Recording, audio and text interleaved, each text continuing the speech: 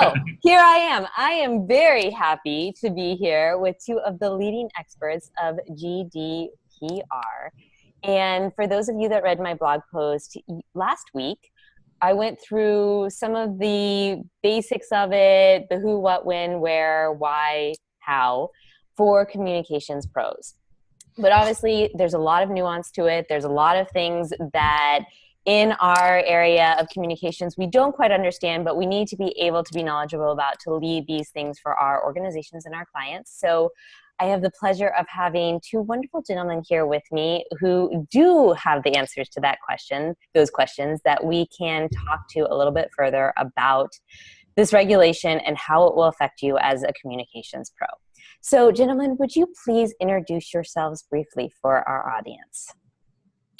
So I'm Tom Fox, and I'm actually a good friend of someone who knows a lot about GDPR. I can spell GDPR, and that is in many ways the top level of my expertise in the subject matter. But I will allow my friend, who is the true subject matter expert, to introduce himself. Yeah, I'm Jonathan Armstrong. I'm with Caudry in London. We do a lot of GDPR-related work. I've been doing data protection work since the early 90s, despite my youthful appearance. Wonderful. And we will have links to Jonathan's website and some of the webinars that these two have done on GDPR in the blog post as well, so you can follow up with additional information. First question is, when you're looking at businesses that are currently dealing with this issue, what do you think are the top 3 areas where businesses are not currently GDPR compliant? But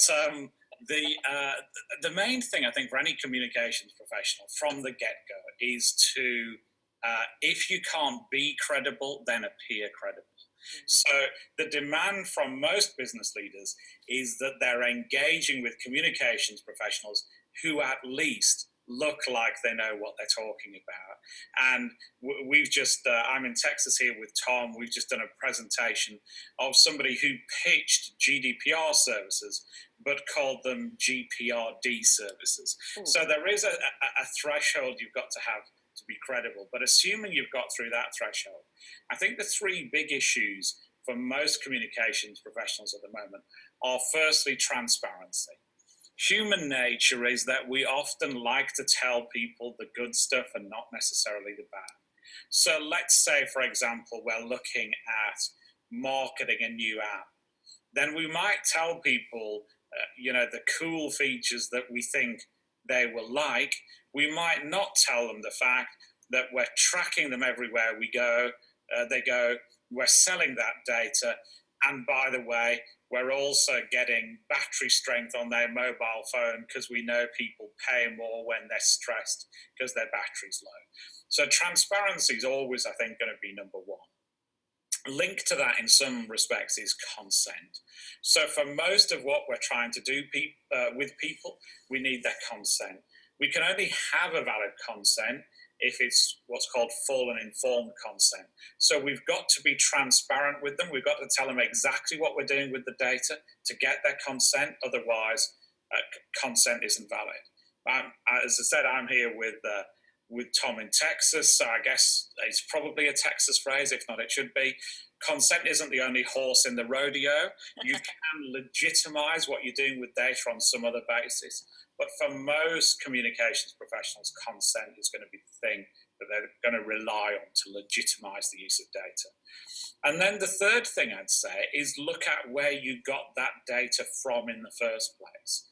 Too often, I think, we, as communications professionals, we tend to be almost in execution-only mode sometimes.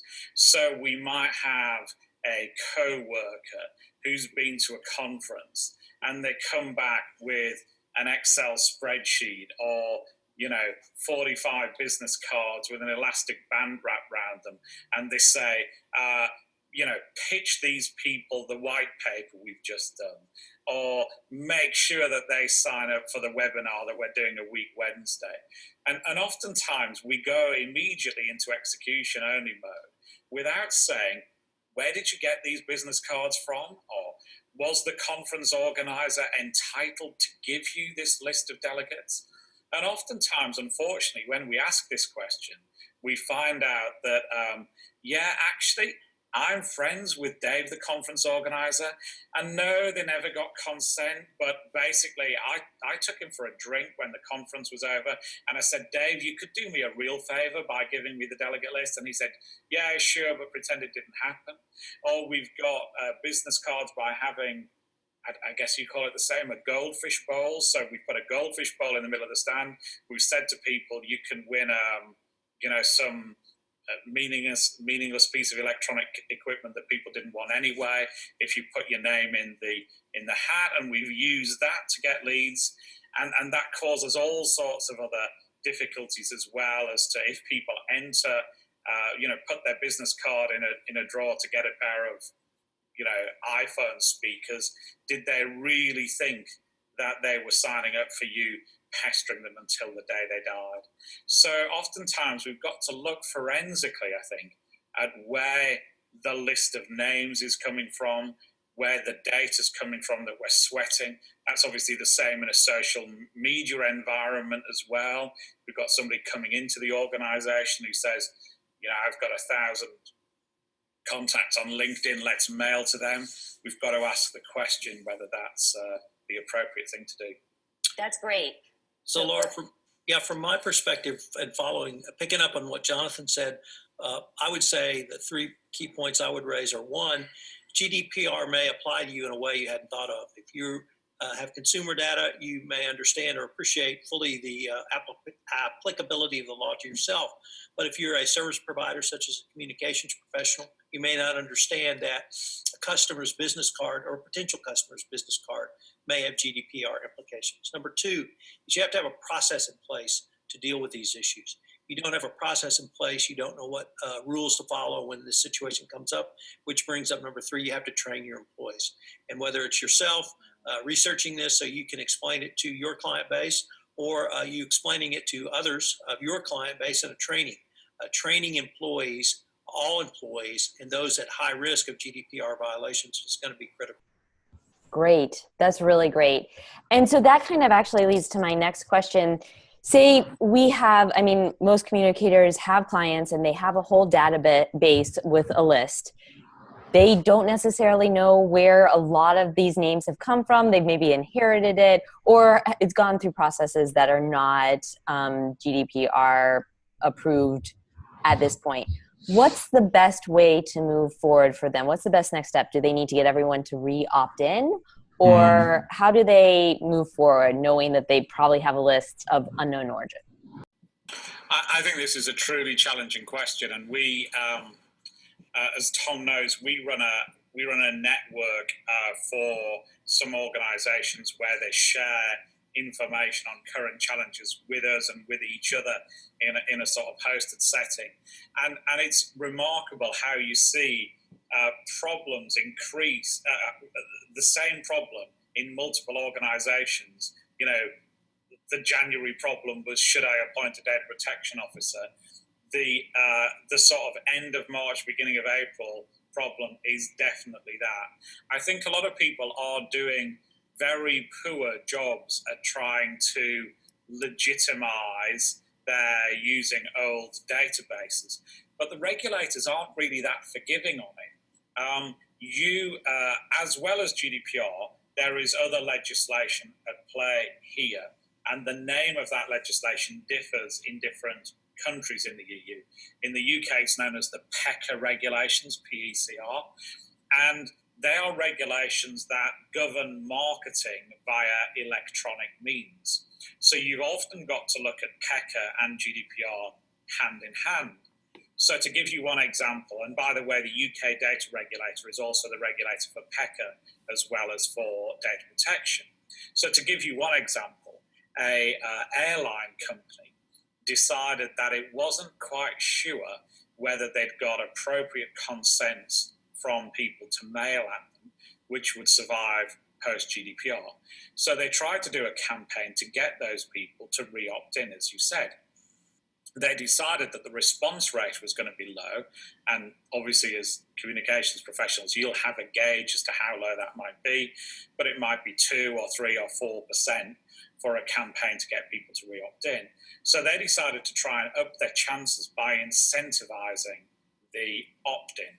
So if you opt in and allow us to mail to you after May, then we'll put you in a sweep and you could win a flight, and we cover the following locations and we're a great airline. Now the regulator said, rightly so, well, that wasn't an opt-in email, it was a marketing email with an opt-in element. And that then comes within the marketing rules, because by their own admission, they couldn't prove that they had opt-in consents already, else why do the mail campaign? Then the regulators got them in an uncomfortable place. And there have been cases involving the airlines concerned called Flybe, Honda, for example, the car company, Morrison's, that are a retailer.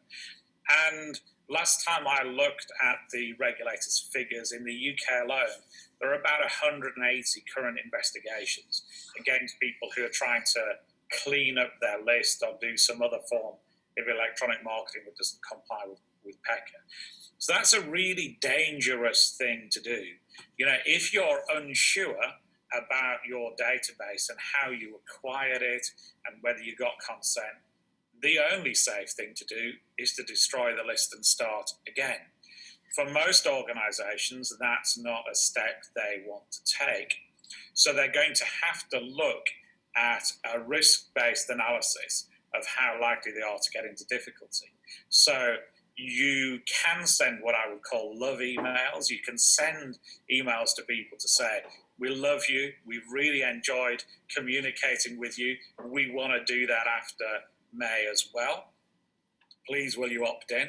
So you can do that type of campaign for mostly as a general rule, but your success rate might not be that high.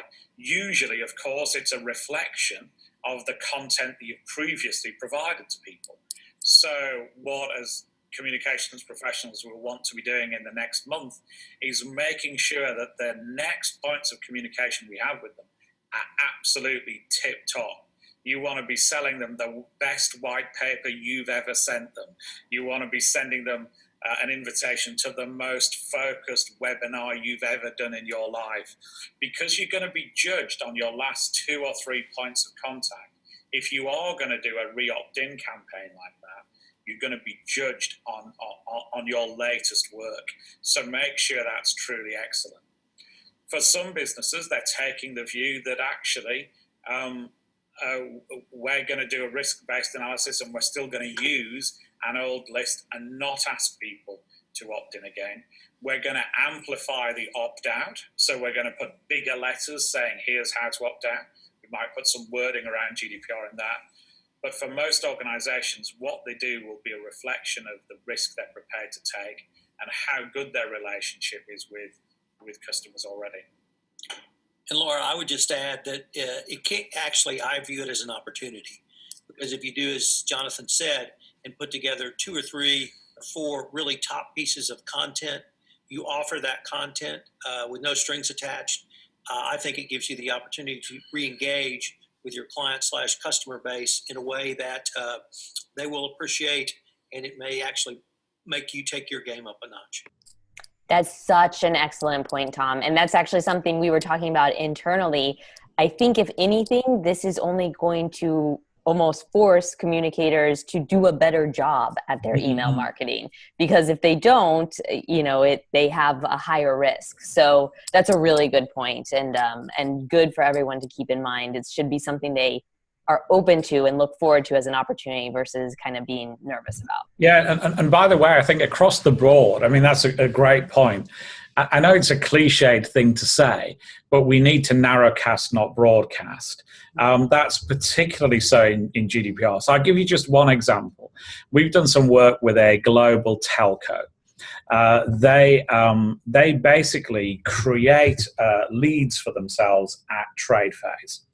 And traditionally, they've appointed agency staff who happen to have been young, attractive females to stand on the front of their stand, and they've remunerated them by the number of badges they can scan. And as a general rule, when we looked at the metrics, a third of their database from trade shows were students, because a student will hang around long enough to be scanned in exchange for a pen or something, whereas, surprise, surprise, the CFO of GM won't. So we did an experiment where we said to them, okay, GDPR is going to cause problems for that type of activity. So just humor us for one trade show only, replace the contractors with 3 people on the stand who truly know your products. And instead of saying, let's scan you, say, we've got upcoming webinars on these 5 areas. Would any of them interest you? They had an iPad. If so, I can sign you up for them now. Now, what happened on the stand, which is what we hoped happened, is people would say, actually, I'm really interested in VPN. In fact, that's why I'm at the show. I've been charged with seeing the offerings that were available in the market for that, because that's the route we're going down. And so because these 3 people were good at their job, they'd say, actually, we've got a side room at the back of the booth. Do you want to chat about that? So, of course, they got less leads, but they did more business. They signed up people at the show. And their global head of marketing said, we've never signed business at a show in living memory. Why? Because the contractors don't know the product range. And they've replaced them with, I don't judge whether they were more or less attractive, but they've replaced them with people who are more knowledgeable about the product range. And at the end of the day, why are you at the show? Are you at the show to generate leads, or are you at the show to get business? And if it's the latter, then adapt your policy to make sure that you sign up business. Don't just go for leads to sweat. Right, right. What are we really measuring? Is it a numbers game, or is it actually something that's going to move your business forward? That's great. That's a really great example. Now, for communicators that own agencies that are often third parties for businesses, are they liable? So, say you're a agency owner and you have a client and they're just not interested in doing anything to help make their list GDPR compliant. Is the third party that is operating the email marketing and email list, are they going to be liable? Can they be fined personally if they're operating an email list for a company? I mean, the answer is possibly. They're never going to be the first target, I don't think. I think in most cases, there's some technical terms in GDPR which come across from the old legislation, but the data controller would be the commissioner, if you like, so the corporation who's asking the agency to do something. And in most cases, the agency would be the data processor. So in most cases, the primary focus of the regulator will be the corporation, not the agency. However, in some cases, the agency can become the data controller in its own right. So let's say, for example, the corporation said, we want you, the agency, to manage this promotion to win a week in Naples, Florida. But the agency is deciding who qualifies and who doesn't, and the agency is also using the data collected for some other purpose. Then the agency itself could become a data controller and directly liable. So you've got to be clear about your terms of engagement. You've got to, if you're the agency, you've always got to make sure that you're acting on the written instructions of the corporation to ensure that they're picking up the liability, not you. But even if you do all of those things, be aware of the fact that there are various powers directly against data processors. So theoretically, a regulator could knock on your door, ask you for information, ask you whether you've done a data protection impact assessment, although the primary obligation to do that will be on the data controller. And in some circumstances, a data subject, so somebody who thinks they've been affected, somebody who received the communication, can issue proceedings against both the controller and the processor and effectively say, I know one of you was responsible, I don't know which, you just pay me out and you sort that liability out between the two of you. And there's a mechanism in GDPR to allow that to take place. So agencies will not be beyond reproach. And of course, the other critical thing to do is to make sure that you have the right contract in place with the data controller. So if they're giving you data to sweat, you need to make sure that they've got the right to pass you that data in the first place, and they're holding you harmless if there's any issues with that data. So Laura, let me take that in a little bit different direction. Say Laura Petrolino, Tom Fox Energy Company hires Laura Petrolino marketing to do an email list. Laura Petrolino marketing then hires individual contractors to help data mine. In that situation, you may become the data controller, and because of the contract you have with me, you may have assumed a liability that you were not aware of. So if there are companies down the chain from you as the third party, so the fourth, fifth, or sixth party, you may actually have their liability. So you need to make sure that any of your contracting third parties are also GDPR compliant. Oh, wow. Okay, that's a really good add-on. All right, great. That's super helpful. Thank you, guys. Okay, let's talk a little bit about Article 5, which I think has a lot of the regulations that communicators are going to start getting a little nervous about. The two biggest ones that I see are the time limit, so that you're only allowed to keep data for the amount of time required, and that you're only allowed to collect the amount of data required. So a common thing that communicators would do is do something like have a ebook that someone would download, and they exchange their email for the download. They send them the link to the download, and then they get the ebook. And they then move that person to a blog subscription list or a newsletter list or something like that. When they do that, often for the download, they'll ask for, theoretically for the download, all they really need is their email address, but they might ask for demographic or preference or industry information so they can put them on a segmented list to better email them content. Where in GDPR, is none of that compliant? Do they really need to, after someone downloads an ebook, remove the email address because they can only keep it for the amount of time needed? How should they deal with an issue like that? Yeah, great question. I think the answer, the short answer is it depends. Right. What most people are going to do, I think, to be compliant is to do a data protection impact assessment. So they're going to work out exactly why they need the data, whether that's justifiable, and how they're going to protect it. And there's a process, and you can design your own template. There's quite detailed guidance from the Working Party 29, this group of EU data protection regulators, that shows you how to do that process. I'm not going to say it's an easy process, but it's a process that once you've done it a couple of times, you'll get good at it.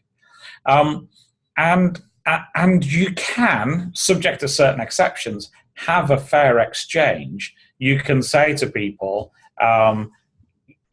we've produced this ebook for free, and as a result, what we'd really like to do is take this data, because then that might help us benefit and recoup the costs of the white paper.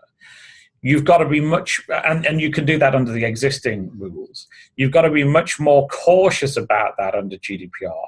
There are provisions which effectively say that you can't condition the provisional service on the provision of a service on consent. We know that there's at least one threatened class action. It happens to involve a webinar provider, where the webinar provider said, as you say, we need your email address, but we also want to know whether your number of employees are in the following band, et cetera, et cetera. And the individual concerned has said, that's a conditional consent. It's not a valid consent. You're denying me the service because I won't provide the information. So what most organizations are doing is they're looking much more forensically at what do I absolutely need to have as a minimum, and what would I like to have. And they're being much clearer at the form completion stage about that. So obviously people will often use asterisks for the must-haves and nothing for the nice-to-haves. We're likely to see color differentials, for example. People will still volunteer data for you, particularly if they think, going back to the original point, if they think your content is so amazing, they will help you out. If your content's average, they won't. So again, get your content as good as it can be. As far as how long you can keep data for, obviously you can only keep data for so long as is necessary. You're right that that's open-ended. If somebody transacts with you, then it's a little bit easier because there are things like limitation periods that you could use. You might have retention obligations for sales tax, for example. But if it's somebody who's just making a simple inquiry, then you might have to delete that data sooner than you have. Most organizations just keep that data in a pot against the day that it might come useful. You know, a lot of communicators have become almost like the cyber equivalents of our grandmothers. You know, my own grandmother would I don't know, store cans of peaches just in case there was nuclear war. And a lot of communicators are like that. We store cans of data just in case it comes in useful for a future campaign. I think those days have gone. And equally, again, I know a lot of organizations have almost got too much data. You know, if you look at, there are case studies on some retailers, for example, that the data they've got from store cards is so huge a pot that they're not getting anything meaningful out of that data anymore. So some retailers in the UK, for example, are collecting less data, but using it more. And again, it's got to tie into your whole communication strategy. Don't just store stuff up for a rainy day. Take information for a purpose, then use it. Yep, I agree with all that. So a question that we've actually had from, or a comment we've had from a lot of people ever since I posted the article was, well, I'm an American and I only deal with American clients, so I don't need to worry about this. How would you respond to those people? From my experience, there's a lot of people who say that, and when you drill down, and not a lot of people reach that qualification. So most people who are communicating on a global basis these days. If you're that one website that is only accessible in the US, is only accessible to a US IP address, and you're absolutely sure of that, then happy days. But I think you would be the only organization in the world who does that. And remember that a lot of the case law in this area was set by the US because of prohibitions on online gaming. So to be certain that you're only targeting the US, you're probably going to need at minimum an IP address that pins somebody to a specific area. And even then, that's not necessarily accurate. You know, I used to work for a US law firm. I had my device was based in London, but it had a US IP address because it was going over their network.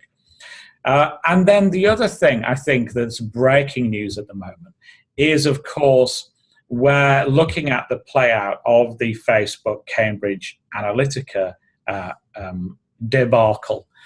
And if Facebook decides that it is going to commit to ensuring that GDPR applies to all data across the board, then anybody involved in the social media space particularly is probably going to have to meet that bar as well. Because my suspicion would be that if you're going to enter into any form of data exchange with Facebook, because they have said they're going to work on the assumption, if that's where they end up, that GDPR applies to that data, then they're going to want you to comply with GDPR as well.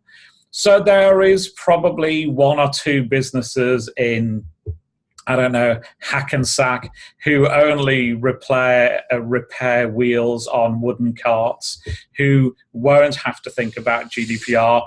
But I think they're definitely going to be the minority. And I think there is a knee-jerk reaction of people saying it doesn't apply to me. But when you drill down, it does. And they're, in some respects, the most dangerous because they're the people who are taking no precautions at all. Well, let me just pick up on one of the points Jonathan talked about with Facebook. Where this is going is that the business response to GDPR will be an entire compliance regime around data protection and data privacy. And if you want to play in that business space, you're going to have a GDPR-like compliance policy for data protection and data privacy. It's going to be a market differentiator if you do have one, and if you don't, it may be a market excluder for you. From my perspective, I would say that companies like Facebook will have a business solution to the legal problem of GDPR, and if you don't have that business solution, you're not going to be able to do business with companies that require it from their third parties. Excellent. Really great point, guys. Okay, thank you very much. All right, last question. You've mentioned risk assessment several times, and I think when communicators hear risk assessment, they get very nervous because they have no idea. They know crisis communications, but they have no idea what you mean by risk assessment. What would you say is the best way for communicators to go about a risk assessment, or a resource that they can turn to that will help them through that process? We've got FAQs that talk a little bit about DPIAs. Tom and I have done a podcast on data protection impact assessments, which have got 10 minutes worth of tips there. It's one of those concepts that's quite hard to get your head around, but once you've done it once or twice or three times, it becomes intuitive. It's like, I don't know, being taught to cross the road when you're a kid. You start off, let's use the same analogy, let's see if I can stretch it. You start off at the curbside, you're looking at the risks, so you've got to look up and down the road. The data protection equivalent is you've got to do a quick situation analysis. So what data am I holding? Is there a truck that's going to hit that data? Once you've done that, then you're looking at probability. So you're looking at how probable is it that the truck will hit me? I can see the truck. How probable is it that I'm going to expose data by doing the thing I'm doing? So by sharing it with the wrong people, with losing it on a train, et cetera, et cetera. And then the third bit, when you take it to its most simple, is how can I reduce the risk? If I'm crossing the road, I can reduce the risk of the truck hitting me by, I don't know, taking my earbuds out of my ear and listening as well as looking and getting across the road pretty quickly. Equally, from a data protection point of view, you can take protection. You can put appropriate agreements in place with those vendors that Tom talked about before. You can make sure that you're, I don't know, not transferring data to a mail house via unencrypted email, that you're using some sort of secure way of transferring data to them. So it's as simple as almost stop, look, listen, reduce the risk. If you can have a process like that, obviously there are much more advanced processes. The more advanced a thing you're doing, the more detail you'll need. But you won't go far wrong if you adopt that as a basic strategy. Laura, I just have to add, the lawyer in me says, whatever process you go through, write it down. Yeah. You have to document your process, because if a regulator comes knocking and you have made an assessment without documenting what the process you used and how you came to your decision, a regulator will assume you did not do an assessment. So I say the three most important words in compliance are document, document, document. Whatever you do, document it. I don't think you'll be chastised by a regulator if you come to a wrong decision, if your decision was well reasoned based upon a documented evidence trail. Great. Okay. Super helpful. And I'll also link to the resources that you mentioned, Jonathan, in the blog post. So thank you. This has provided so much clarity for me on this issue, and I really, really appreciate it. As we kind of sign off, is there any other final thoughts that you want to send communicators off with about GDPR and how they should approach this? Well, you've got about 40 days left. Don't waste your time. Don't sit on your hands. Do something. Tom's exactly right. Regulators like an earnest effort. Even if you've got a fully reasoned decision on a risk you've taken, but you've made the wrong call, I think you will have some sympathy. Regulators won't have sympathy for people who, ignore risk or decide to take it without any assessment of what that risk is. So, Laura, from my perspective, I would just say GDPR does not say you cannot have a data breach that's a technological breach. What GDPR says is you can't lose your data. And that means if you keep all of your data in a notebook and you lose your notebook, you've had a GDPR breach. Right. So the written word, the hard copy is equally, GDPR equally applies to. So never forget that as old school as you may want to be, with hard copies, if you lose those, that's a data breach. Interesting. Really, really good point. Thank you both so much. This has been amazing, and I know our community is extremely grateful for everything that you provided to help them out today. My pleasure.